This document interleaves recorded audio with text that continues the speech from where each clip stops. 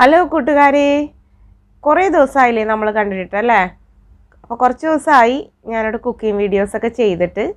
അപ്പോൾ നമുക്ക് ഇന്ന് നല്ലൊരു റീഫ്രഷിങ് ജ്യൂസാണ് ഞാൻ തയ്യാറാക്കാൻ പോകുന്നത്. അപ്പോൾ നമുക്ക് വീഡിയോ കണ്ടാലോ? അപ്പോൾ അതിന് വേണ്ടിയിട്ട് ഞാനിവിടെ ഒരു ക്യാരറ്റ് ഇതുപോലെ ചെറുതായിട്ടൊന്ന് ചോപ്പ് ചെയ്തെടുക്കുന്നുണ്ട്. പിന്നെ ഞാനിവിടെ എടുക്കുന്നത് ഒരു ആപ്പിളാണ്.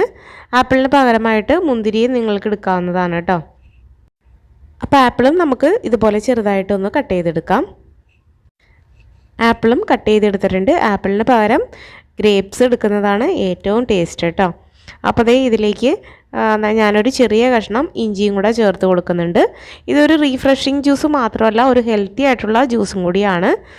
അപ്പോൾ അതേ ഇഞ്ചിയും ചെറുതായിട്ട് ഇതുപോലെ ഒന്ന് കട്ട് ചെയ്ത് ഇട്ട് കൊടുക്കാം. അപ്പം മിക്സിയിൽ നന്നായിട്ട് തന്നെ നമുക്ക് അടിഞ്ഞു കിട്ടും. ഇനി നമുക്കിതെല്ലാം മിക്സിയുടെ ജാറിലേക്ക് ഇട്ട് കൊടുക്കാം.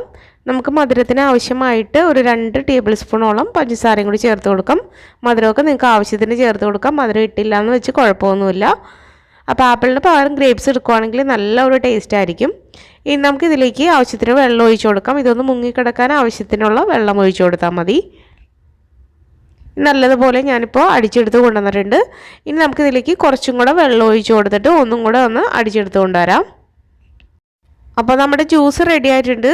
അപ്പോൾ ഞാനിപ്പോൾ ഒരു ഗ്ലാസ്സിലേക്ക് ഒരു 2 ഐസ് ക്യൂബ്സ് ഇട്ട് കൊടുത്തിട്ടുണ്ട്. ഇനി ഞാനിവിടെ അരിച്ചാണ് ഒഴിച്ചു കൊടുക്കുന്നത്. അരിക്കാതെയും നമുക്ക് കുടിക്കാവുന്നതാണ് കേട്ടോ. അപ്പോൾ നല്ലൊരു ഹെൽത്തി ആയിട്ടുള്ളതും അതുപോലെ തന്നെ നല്ല ടേസ്റ്റി ആയിട്ടുള്ളതുമായിട്ടുള്ള ഒരു റീഫ്രഷിങ് ജ്യൂസാണ്. അപ്പോൾ എല്ലാവരും ഒന്ന് ട്രൈ ചെയ്ത് നോക്കുക. അപ്പോൾ നമുക്ക് നല്ലൊരു വീഡിയോ ആയിട്ട് പുതിയൊരു എപ്പിസോഡിൽ വീണ്ടും കണ്ടുമുട്ടാം. Okay, by, thank